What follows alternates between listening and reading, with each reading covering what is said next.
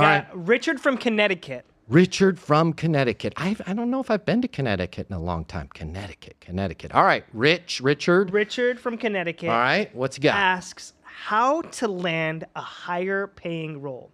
He works as a project manager at a software company and earns about $140,000 a year. Okay. He wants to make $250,000 in 2026. How does he do it? Okay, so what is he making right now? $140,000. 140. Okay, he's project manager. Project manager at a software company. All right. Okay, cool. So here's the problem that everybody faces. If maybe you're not a project manager, maybe you're not making 140, you want to get to 250. Here's something where we screw up on. Okay. So we say, I want to get a better job in 2026, right? And so we put our resume out there. You go apply for stuff. You know what happens a lot of time? Your current employer sees that, right? And then you're in a real pickle. Here's the cool thing. He wants to jump from 140 to 250. My guess is with project managers, that might be an astronomical jump. Here's what I would do. What's his name? Richard. Here's what I would do if I was Richard.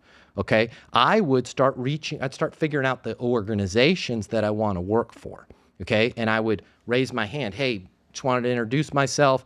Man, there is something going on that every software company's having to deal with. Nobody's talking about it. I just wanted to make sure you were aware of it. I'd go to all the networking conferences. I'd go to all the shows, the places where software companies hang out. And then I'd probably bring up an idea with them like this.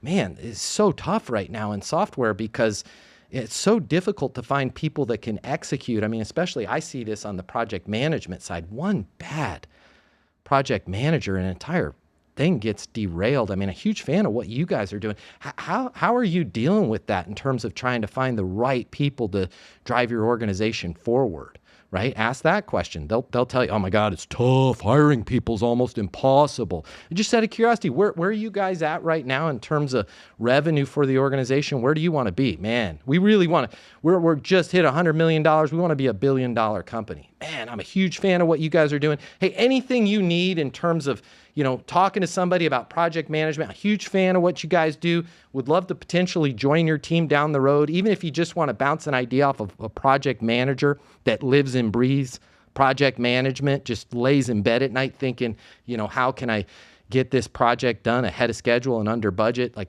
let me shoot you over my contact information.